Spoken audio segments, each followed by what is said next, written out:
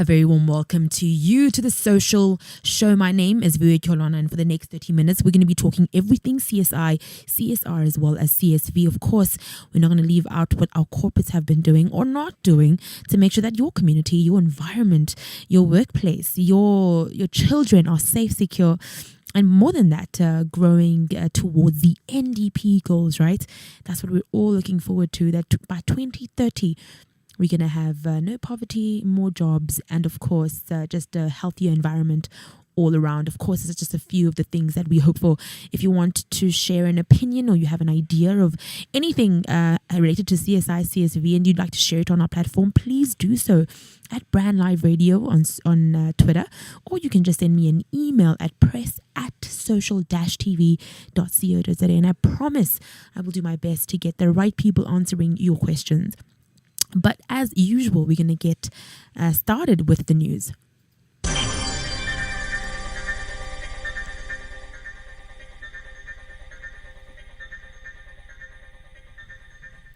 The Eskom Development Foundation, as part of its National CSI Health Program, recently implemented the Bipolong Mobile Health Clinic Program at Riet River Primary School in Richie, Northern Cape. The occasion was led by the Department of Public Enterprises and attended by more than 2,000 community members and learners from schools in the surrounding areas. The 2 mobile health clinics will be dedicated to the learners in the area as well as other rural and remote communities. With many of them having little or no access to healthcare facilities, the mobile units will provide them with basic medical services. The health minibuses are aimed at improving the quality of life by delivering health services to communities that Eskom operates in. They provide dental and eye care services as well as general health checkups, and have now been operating in Mpumalanga, Limpopo, KwaZulu-Natal, and giving medical assistance to communities for whom clinics and hospitals are for. In other news, Netcare is investing in desalination technology and is conducting a feasibility study on reusing sewage water in its South African facilities, says CEO Richard Friedland. Netcare and other private hospital groups are taking steps to reduce their water consumption, partly in response to Western Cape's worst drought in a century. Mediclinic CEO Danny Menke said last week his company was sinking boreholes and monitoring its water use across the province. The group has a number of short-term initiatives in place, but was also looking at treating wastewater in the future. Furthermore, Netcare would invest in a mobile desalination plant that could travel between its hospitals in Kuils River, in one city, and Blauberg to treat borehole water on site, should the group decide not to transport clean water between its facilities. It was also adding more water tanks to each facilities to increase storage capacity. And lastly, in our news, the FNB Fund, a part of First National Foundation, is in partnership with Oxford University's Department of Education, is offering one outstanding South African student a scholarship to undertake postgraduate study at one of the world's most amazing universities. The scholarship will provide full funding for one student each year to study a master's degree at the Department of Education of University of Oxford. The partnership is for 5 years, and the successful candidate will be housed at Wadham College. The Department of Education is delighted to inaugurate this relationship with First Rand, continuing a rich tradition of working with South African institutions and providing opportunities for South Africans to study at Oxford. And that concludes our news for the day. Imagine that you have $1.25. In the United States, you can have 5 bags of deep cheese and a pretzel. In London, you can have an instant soup. In India, you can have 2 steamed rice cakes. In Ghana, you can have a small box of chicken and rice. While you're imagining the tasty smell of that chicken and rice, 1.3 billion people around the world only have $1.25 to survive per day. They don't have a choice, but you do.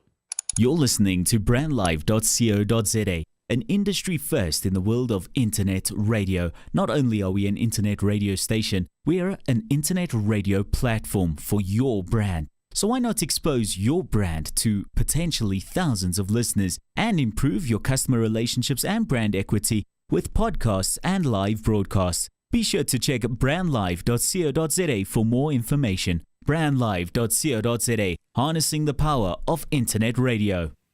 I definitely think it would be a sin for me not to speak about the Life Esidimeni trial, which is on right now. I know it started on October the 19th.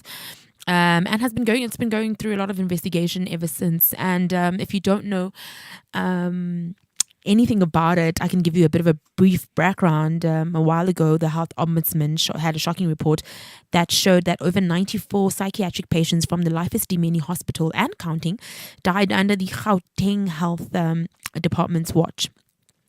This is NGO Section 26 has released now a fact sheet to sort of paint a picture of the events leading up to this tragedy rather. And I just wanted to talk to you guys about that today. I know that a lot of people have been following it. I know it's all over the news, and I think it would definitely be crazy for me not to understand it or talk about it, because it is in the line of work that we do, right? If you're talking about CSI, you're talking about CSR, and you're talking about CSV, you're ultimately talking to the NGOs, you're talking to the community leaders, you're talking to the disadvantaged. And in this case, we're obviously talking about the psychiatric patients and those who are mentally and intellectually disabled, and how they were sort of obviously, ill-treated during that time and moved into specific NGOs that weren't accredited, that weren't registered, that did not have the right medical equipment to service them, and eventually either, died. And now a new report has just come out that some of them were, assaulted and raped, allegedly. So there's a lot of things that are coming out in this humongous trial, and also I hope it really does allow the government and other people, stakeholders involved, to really look at the policies and the structures that are put in place when you talk about NGO registration, NGOs, and how they get tenders from government, NGOs and their policies, what needs to be in an NGO that facilitates mentally disabled or psychiatric patients, what are the ins and the outs, who is monitoring that, and why aren't they doing a good job of it? Because if they were, this would have never happened, right? So I'm just going to give you a short timeline of the Life Esidimeni tragedy so you can have an idea, so you can have an opinion. And if you do, don't forget to send me a tweet on @BrandLiveRadio or at Social1-TV on Twitter. Either or, I will definitely be able to give you an idea of what's going on, and of course answer your question. I definitely think it's a very difficult time now to get anybody who has any knowledge on the situation, because the trial is going forth.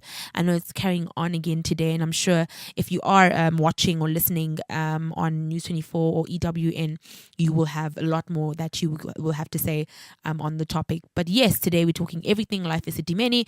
We're talking about the tragedy. We're talking about the NGOs that got the tender, that got about 100 to 200 patients without any real services that they could give, from food to nutrition to water to just basic nurse services, the right medication. So a lot of things were just going completely wrong. So we're going to start off with the first real, a warning that came out of the South African Society of Psychiatrists. So South African Society of Psychiatrists wrote to the MEC Esidimeni Mahlangu and to the team around her, warning them about the likely consequences of terminating their contract with Life Esidimeni. They warned that the move was premature and would result in negative outcomes. Around the same time, the South African Depression and Anxiety Group, SADAG, who we've worked with at Social TV, also expressed concern about the termination of the contract. However, they did not get the necessary feedback at the time. And this was about 2 years ago, if I'm not mistaken. It was June 2015 till August 2015. In October 2015, which is about a month later, the MEC Esidimeni Mahlangu announced the termination of the contract between the Department of Health and Life Esidimeni. Close to 2,000 people were to be removed from Life Esidimeni to families, NGOs, and psychiatric hospitals, providing, some sort of care. Patients who were receiving highly specialized chronic psychiatric care were also being moved. However, there were a bit of the issues around that. And this move, Godeni said, was to save the department money and to deinstitutionalize these big sort of institutions for psychiatric patients. The policy says to do so slowly over several years after developing incapacitating community care, something that she did not do. She did not follow policy or procedure because she did it as if it was overnight, to be honest. It really did feel overnight to me. Even when I heard that there was a move from Life Esidimeni, I was thinking 2,000 patients is a lot of patients to move, like physically, but on another level, how are you making sure that wherever they're going, they have the right medical care? How did you make sure that you found the right NGOs? And I guess that was the kind of the questions that should have been asked in the beginning, and maybe that Kodeni should have asked herself and her team from the start, right? And then November 2015 to December 2015, South African Depression and Anxiety Group, SASOP, and SADAC, the South African Federation of Mental Health, SA Fed, and families of Life Esidimeni residents meet the department and ask it to slow down and follow the correct procedure to ensure proper care for the patients. Another meeting amongst family members was held at the Esidimeni clinic. However, the department didn't attend the meeting. So, before there was even a move, before there was even any issues, anyone dead, anyone hurt, anybody abused, there were so many interventions, trying to stop or trying to slow down the process of moving the patients from Life Esidimeni to the other NGOs. Especially, I think it's very important to listen to the family members, because ultimately they are at the core of of guardianship. If you think about it in that way, they should be able to make the decision as to where their family members go and who treats them and how they are able to see them. And I remember at the time, I was just thinking of like visitation. I mean, imagine your brother, your uncle, your child, your daughter, whoever it is that maybe may have been at Life Esidimeni being moved, right? And you live in Pretoria and they're moved somewhere in Davidson, in terms of visitation and logistics, that's very difficult for you as a mother, as a sister, as an aunt, to actually access that space. And that's the first thing that rung a bell for me. It was how strategic was the move, and how much did it include the family members as to distance, time, and just basic access to their relatives. And before I even thought of whether or not the NGOs were accredited and would have great facilities, because that's something that I never really questioned. I wanted to know whether or not they had consulted the family members. And of course, this timeline does definitely say that the department was not willing to listen to the family members because they didn't attend the meeting, right? And when we move on to March 2016 to June 2016, here we see the mental health care patients are then discharged from Life Esidimeni in large numbers, with the last discharges happening in June. So regardless of this meeting and them not attending, a few months later, the mental health care patients are discharged. A few months. I'm not talking about a year. I'm not talking about maybe 10 out of the 2,000, maybe 20 out of the 2,000s. All 2,000 of them were discharged by the end of June. From July to 2016 to February 2017, families were starting to search for their loved ones because, of course, they didn't know where they were. So that was what was happening from July 2016 to February 2017. And some had been moved without their families being even like told where they were going to, which I find very disturbing.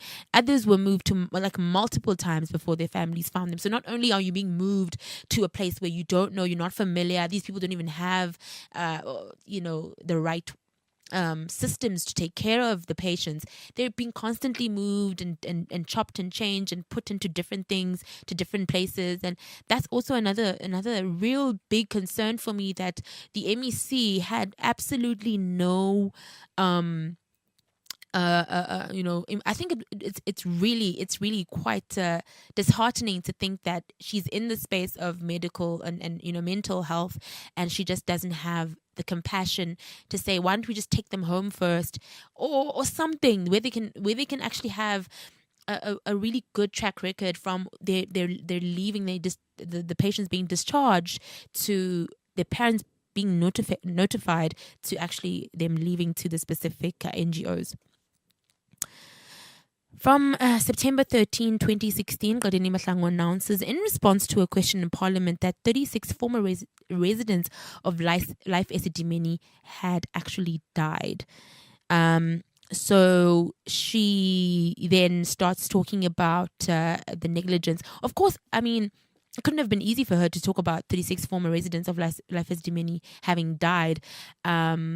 Because of the move, because she had rushed it so much. And I'm pretty sure in her head she thought, just to sort of quickly get the news before people start speaking about it, she would announce it. But I think that's when everything started trickling down for her. Because by September 15, 2016, Minister of Health Aaron Motsoaledi requested the Health Ombudsman to investigate the deaths following the marathon meeting with Mahlangu. So you see the Minister of Health Aaron Motsoaledi being a bit cautious and wondering, okay, if 36 people die, there's going to be an outroar. We need to find out what happened and who was at fault. And then we move on to January of this year, where we see the Health Ombudsman, Professor Malecha Puru, and he invites the media and interested parties to a briefing on the 18th of January 2017 to release the report. And Mahlangu asks for an extension on the 13th of January until the 24th of January. And that the end of that specific month, which is January, we see the MEC Mahlangu resigning, and she doesn't say anything. And this is right before the releases and the findings have been sent into the investigation. And by the end of the investigation, and when the announcement came out from the Health Ombudsman, Professor Male Khapuru, he revealed that over 90 people died. In fact, I think it's about 94 people had died after being transferred from Life Esidimeni Center to several unfit NGOs. And I think that's when people started to see that a number of these NGOs, not only was the move quite horrific for the patients, but even the NGOs themselves were unfit, severely unfit to take care of the psychiatric patients and the mentally disabled patients that were moved. And so there's been a bit of speculation. I did speak a little bit about MEC Godeni Mahlangu being found last month, I think, as she was studying in a university in London, and was told to come back for the trial. And there was no reason why she was exempt from the trial or the questioning. And in my own research, I've been watching the trial. I know it started on the 19th of October, and the stories are horrific. And the idea around giving away people to NGOs just for the sake of it really, really touched me, and it hurt me because I didn't understand how anyone in the kind of leadership position that Godeni Mahlangu is, as well as Manamela, were able to okay this and were able to really wrap their heads around the entire move in itself. And recently a witness has told the Life Esidimeni arbitration panel, which is now happening and is being live streamed by EWN as well as News 24. They did say that one of the witnesses says that a 36-year-old sister was raped at a non-government organization, which is called Takalani, the same facility that mental ill patients were moved to during the controversial transfer of the patients. The sister later discovered that she was infected with HIV and AIDS. The arbitration hearings are obviously taking place in Parktown after the death of, now it has been said, over 140 mentally ill patients in government care who were transferred to the NGOs. And one of them is Takalani. One of them is, I think, I forgot the names actually, but there are quite a few of them that have been going up and telling their stories. It's interesting to me because when you think about it in general, you see that there was not a real formal contract for them to receive any of these mental, patients. There was not much said. A lot of them got accreditation on the day. A lot of them, there's a lot of corruption in the space. There's a lot of situations going on, and I really do encourage you to be an active citizen and listen to the live stream, and then form an opinion and let me know on social-tv.co.za, or just send me an email or send me a tweet, and I definitely would love to hear what you have to think, what you have to say about the Life Esidimeni tragedy. And of course, if you are watching the arbitration hearing, I think the judge is doing a very good job trying to redeliberate as to what is fact and what is fiction. And I think he's also pointing out to the right questions, which were, what was in it for the NGO and what NGOs and what was in it for Qedeni, because it sounds like something else is not being discussed, in my opinion. But I'll let you guys have the opinion. And that concludes our segment on Life Esidimeni. We're just going to go to a short break, and after that we will have a little short things to remember segment. Imagine that you have $1.25. In the United States, you can have 5 bags of deep cheese and a pretzel. In London, you can have an instant soup. In India, you can have 2 steamed rice cakes. In Ghana, you can have a small box of chicken and rice.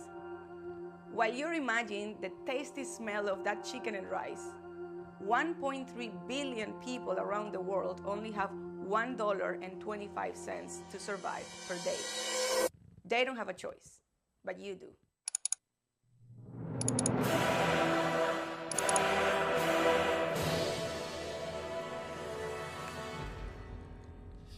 I know every single time you hear that sound, you know exactly what time it is.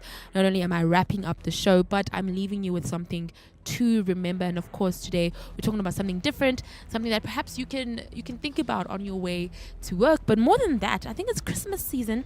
It's Thanksgiving in America. It's Christmas season. So I think it's very important that we start talking about what the clip is going to be giving us. Imagine that you have $1.25. In the United States, you can have 5 bags of deep cheese and a pretzel. In London, you can have an instant soup.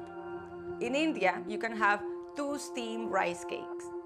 In Ghana, you can have a small box of chicken and rice. While you're imagining the tasty smell of that chicken and rice, 1.3 billion people around the world only have $1.25 to survive per day. They don't have a choice, but you do. I'm sure you're wondering why I played that twice, but I think it's very important that we start talking about poverty and our resolutions around poverty and trying to fix the issue of malnutrition and hunger.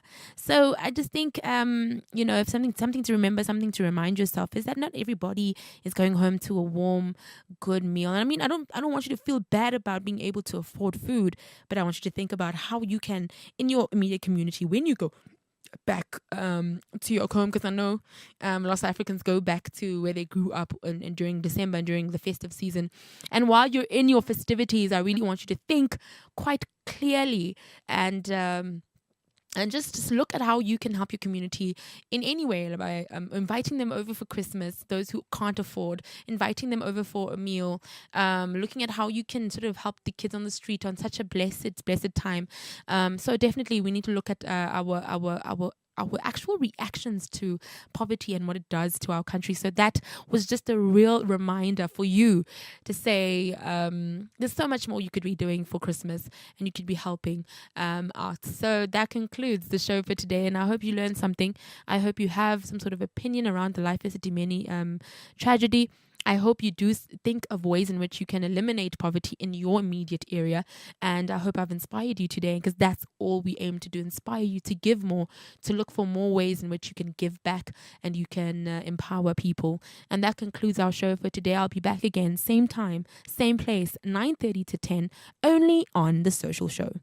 You're listening to brandlive.co.za, an industry first in the world of internet radio. Not only are we an internet radio station, we are an internet radio platform for your brand. So why not expose your brand to potentially thousands of listeners and improve your customer relationships and brand equity with podcasts and live broadcasts? Be sure to check brandlive.co.za for more information. brandlive.co.za, harnessing the power of internet radio.